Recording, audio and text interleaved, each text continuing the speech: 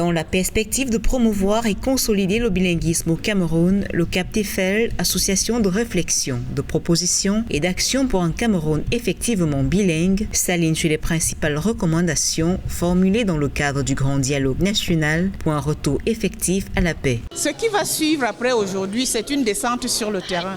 Nous irons vers les partenaires, vers les bénéficiaires, vers tous les segments qui sont concernés par les actions que nous allons mener, des actions telles que les séminaires, ateliers, les conférences et tout ce qu'on va mener. On va descendre sur le terrain, mais prioritairement, nous allons rencontrer les institutions telles que le ministère des Enseignements secondaires, le ministère de l'Éducation de base.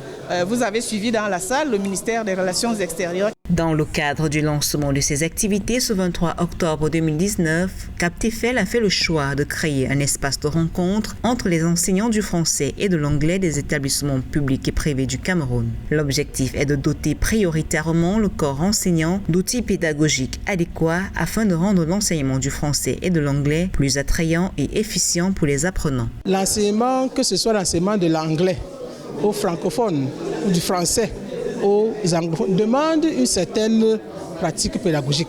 Il y a un certain savoir-faire dont on a besoin pour faire passer ces enseignements de ces deux disciplines. Ce sont des langues, certes, mais ce sont également des disciplines.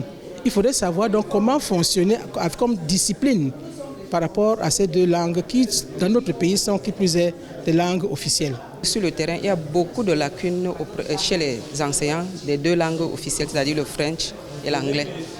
Quand vous allez dans les établissements privés, et vous savez combien on en crée tous les jours au Cameroun, il y a un besoin important de formation des gens qui enseignent le français et l'anglais à nos enfants. Donc cette association, je pense que nous aurons même peut-être du travail qui va être au-dessus de nos capacités. Au Cameroun, selon les membres du Cap Tefel, le nombre d'enseignants de français et d'anglais formés dans les écoles normales supérieures couvre moins d'un tiers des besoins réels sur le terrain aux différents niveaux de l'éducation nationale. Des programmes de recyclage ou de formation continue formelle sont donc envisagés.